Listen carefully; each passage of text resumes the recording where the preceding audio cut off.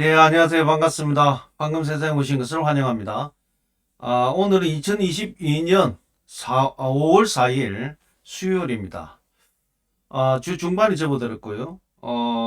어제 뉴욕장과 오늘 아침 아시아장의 골드, 실버 시장은 보합입니다. 예.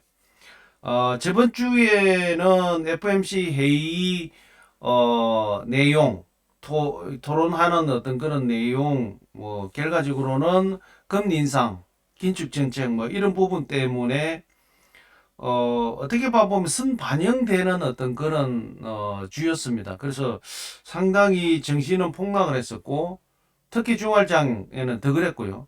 저번 주 한 주 동안 나스닥 같은 경우는 거의 15%가 빠졌고요. 이런 과정 속에서 이번 주에 들어와서는 어제와 오늘 월요일과 화요일은 사실 굉장히 시장이 좀 안정적으로 그 운영 시황이 나오고 있는 이런 상황들이고, 어제 미 증시 역시 반등을 했습니다. 월요일 날 반등을 했고, 어제도 소폭 상승을 하는 이런 시황이 진행됐습니다. 전반적으로 저번 주 폭락한 이후에 이번 주에 전반적인 시황은 원자재 시황 쪽은 상승을 했습니다. 그런데 유일하게 골드 실버만 하락 보합으로 지금 현재 흘러가고 있다. 이렇게 보시면 되겠습니다. 어쨌든 뭐 러시아 우크라이나 전쟁에 가장 직접적인 영향을 받는 것이 해지 수단으로 활용되고 있는 골드와 실버의 부분이 오히려 지금 러시아 우크라이나의 전쟁이 길어지면서 조금 빠지는 이런 모습들이 보여주고 있다. 이렇게 보시면 될 것 같고요. 자, 국제 시세, 국내 시세 한번 점검해 보고 난 이후에 시황 분석해 보도록 하겠습니다. 자, 국제 시세 골드입니다. 1트로이 온스당 1864불 68센터, 1g당 59불 95센터, 1kg당 59,950불 81센터가 지금 현재 골드 국제 시세가 형성이 되어 있습니다. 자, 국내 시세로는 돈으로 살 때가 32만 5천원, 팔 때가 29만 1,500원에 골드 표준 시세가 형성이 되어 있고요.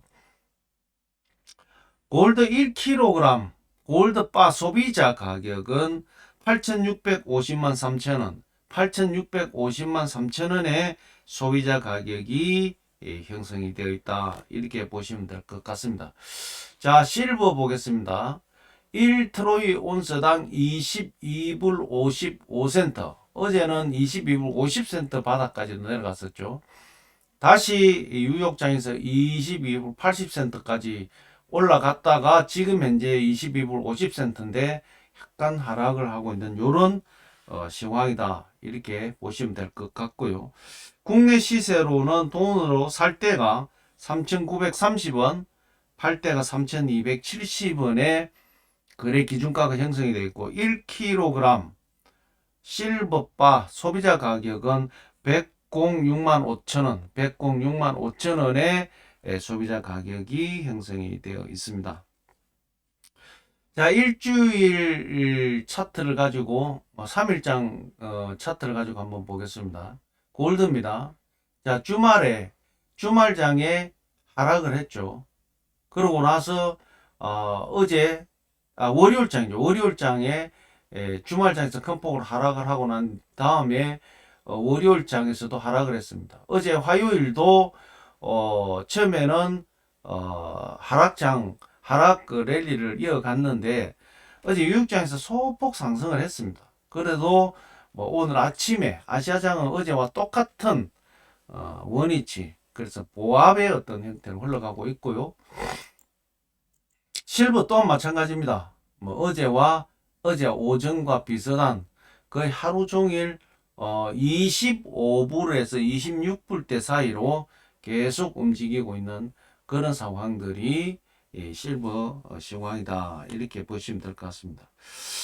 뭐 조금 전에도 말씀드렸지만 원자재 시장은 이번 주 금주에서는 계속 원자재는 상승을 했습니다.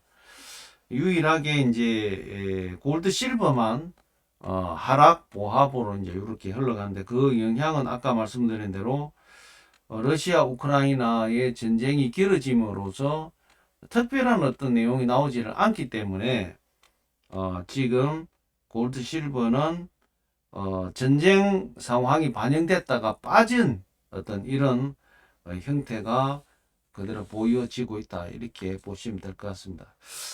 자, 중요한 건 이제 오늘부터 5월 4일 이미 FOMC 회의는 시작이 됐죠. 시작이 됐는데 결과적으로 결정은 딱 두 가지입니다.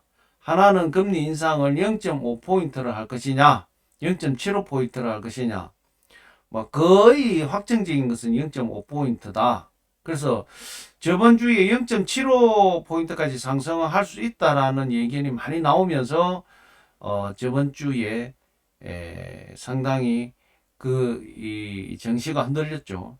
그리고 연준 위원들이 굉장히 매파적인 발언을 함으로 해서 굉장히 흔들렸는데 지금 회의가 돌입되면서 이제 연준 위원들의 발언이 잠잠해지면서 월요일과 화요일 어제 그제는 다시 정상을 찾아가는 이런 형태가 보였습니다.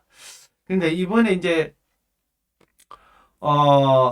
금리 인상이 0.5포인트냐 0.75포인트냐 이 부분을 가지고 이제 많은 설왕설래가 있었습니다. 설이 있었고 뭐 거기에 새로운 설이 나올 때마다 굉장히 많이 시황이 출렁거렸죠. 뭐 제 방송을 오래 들으신 분은 아시겠지만 FOMC 회의 전에는 일주일, 1, 2주 전에는 이미 그런 설이 나오면서 엄청난 이 시장에 출렁거림이 온다 이렇게 보시면 될 것 같고요. 제 생각에는 0.5%로 끝날 가능성이 많다 이렇게 보여지고요. 0.5포인트 보면 이미 시장에 다 반영이 됐다 이렇게 보여집니다. 저번 주에 이제 우리가 그 FOMC 회의를 이렇게 최근에 10회 10번을 회의를 했을 때의 그 시황 특히 이제 증시가 어떤 방향으로 움직였느냐 이걸 이제 체크를 해보면 7번은 상승을 했고요. 3번은 하락을 했습니다.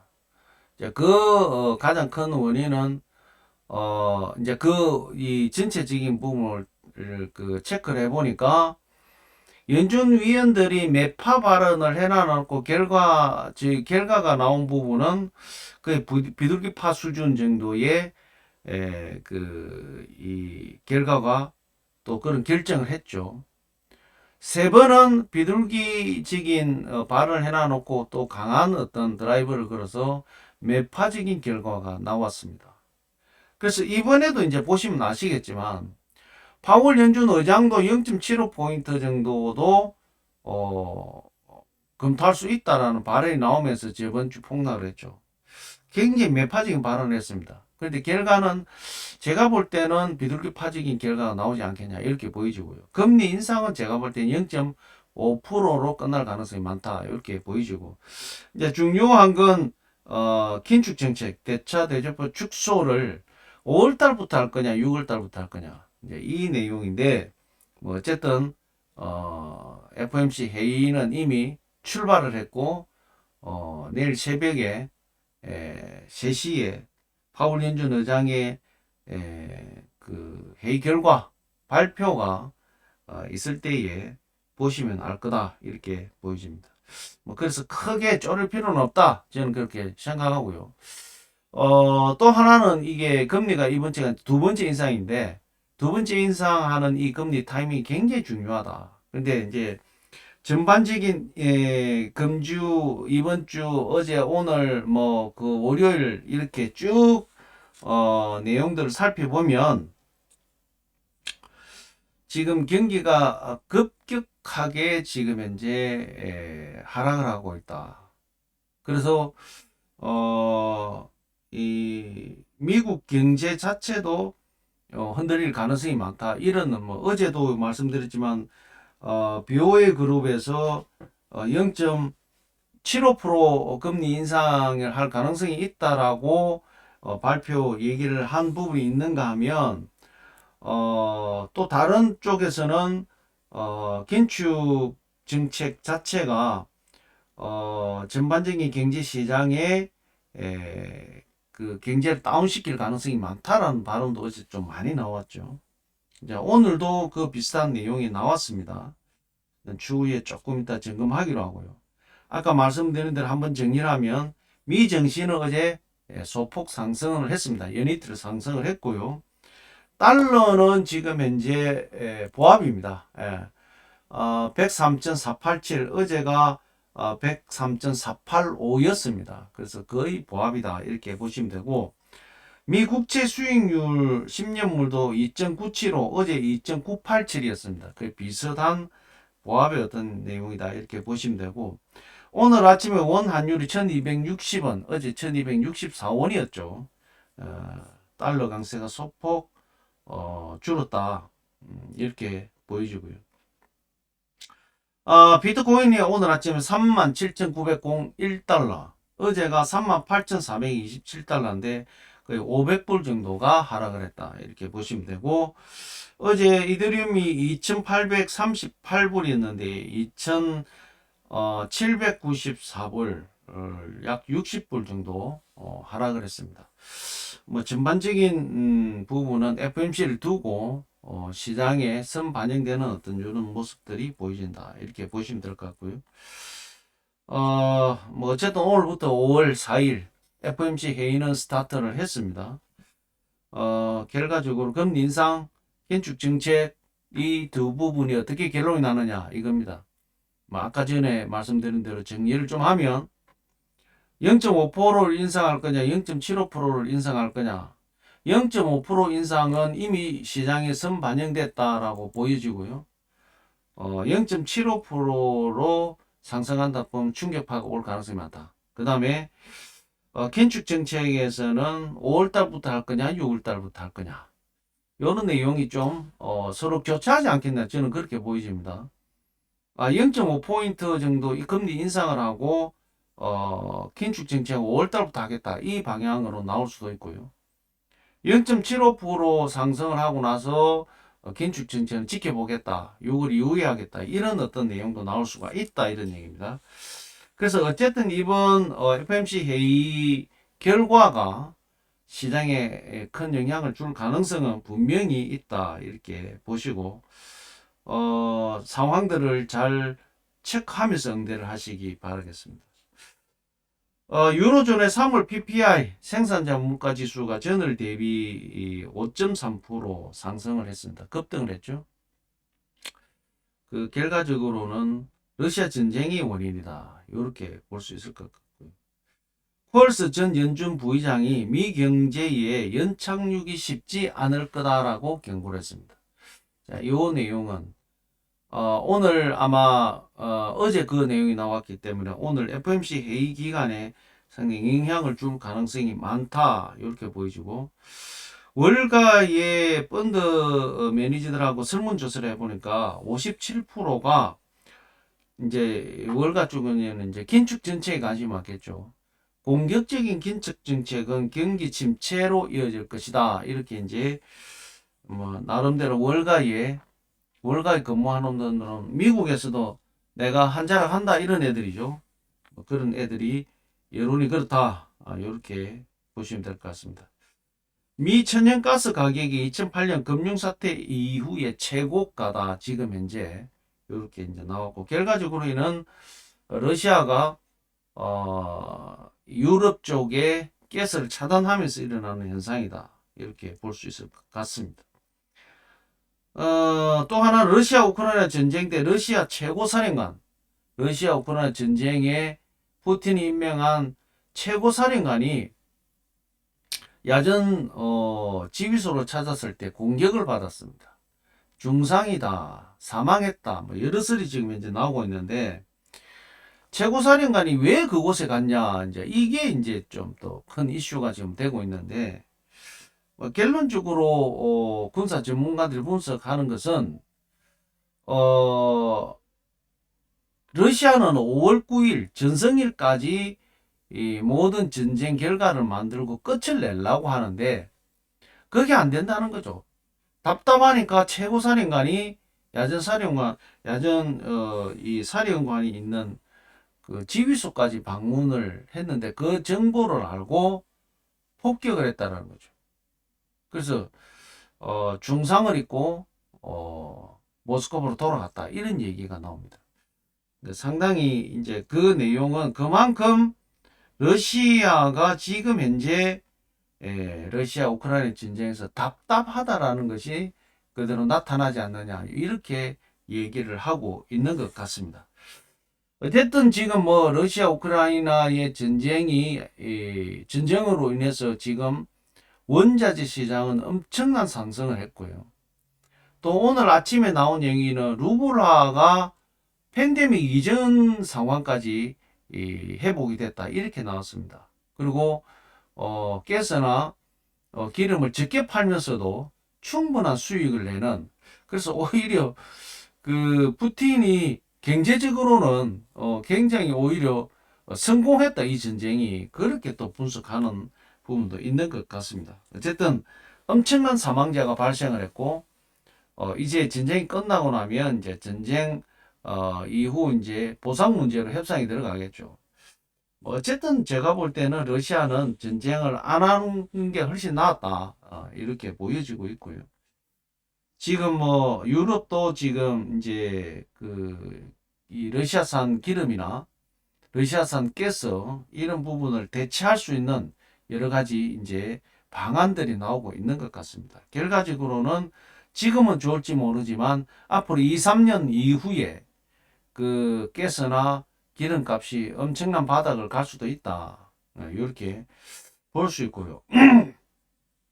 결과적으로는 우크라이나가 나토 가입을 못하게 하기 위해서 전쟁을 일으켰는데 오히려 그 옆에 주변 국가들은 오히려 나토 가입을 해버리는 이런 어떤 상황까지 했기 때문에 전쟁의 명분이 거의 없어져 버렸다. 그리고 실질적으로 이제 서방 쪽 무기가 우크라이나에 들어가면서 이제 러시아가 밀리게 생겼다. 심지어는 우크라이나 그 전폭기가 폭격기가 지금 러시아 영내로 들어가서 군사 이 지금 물류 지원하는 그런 곳에다가 폭격을 해가지고 그 이 군사 지원하는 부분도 상당히 어려운 어떤 이런 형태.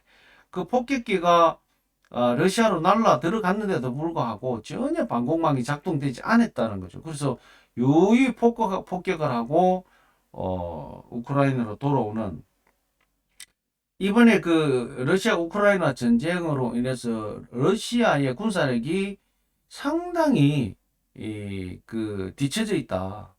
특히 그 공산주의의 그 특징적인 그 크레물린 그 뭐 아무도 모르는 그걸 이제 모스크바의 대통령 크레물린이라고 얘기를 하죠. 죄송합니다. 그런 부분들이 이 전쟁을 치르면서 이제 다 드러나고 있다. 특히 대전차 또 뭐 어떤 이런 부분에 그 전량 수속하는 이 전차용 뭐 트럭 뭐 이런 쪽에서 타이어가 펑크가 나가지고 포장된 도로만 달려야 되는 이런 상황까지도 연출된다. 알고 보니까 미쉐린 타이어를 샀다고 얘기를 하고 중국에서 나온 짝퉁 타이어를 달아가지고 아스팔트 외에 진흙탕에는 전혀 못 가는 이러한 부분이 많이 있었다. 국방 예산이 뭐 40 몇 조가 쓰였는데 그렇게 중간에서 해먹은 장군들이 많았다는 거죠. 예. 그래서 우리 한국도 옛날에 그런 일이 있었죠. 장군들의 그런 비리로 인해 가지고 국방력이 장군들 주머니로 들어가고 국방력이 약해지고 이런 게 있었죠. 우리 한국은 정말 군 문제를 잘 이 조정하고 개선하고 해서 지금은 세계 최강의 어떤 특히 이 러시아 우크라이나 전쟁이 터지면서 우리 한국의 무기가 엄청나게 각광을 받고 있는 이런 어떤 내용으로 가고 있습니다.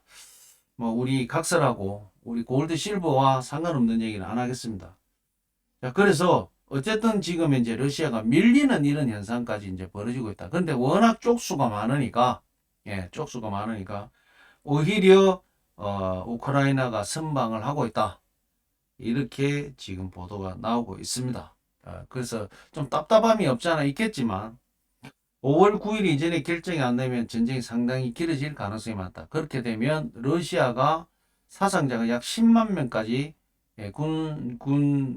사상자 10만 명까지 날 수 있다. 이렇게 지금 군사 전문가들이 예견을 하고 있습니다. 그리고 러시아가 지금 현재 모든 군사 장비를 회복하는데 10년 이상이 걸릴 가능성이 많다. 군사력을 회복하는데 10년 이상 걸릴 가능성이 많다. 이런 어떤 내용들이 지금 많이 흘러나오고 있습니다.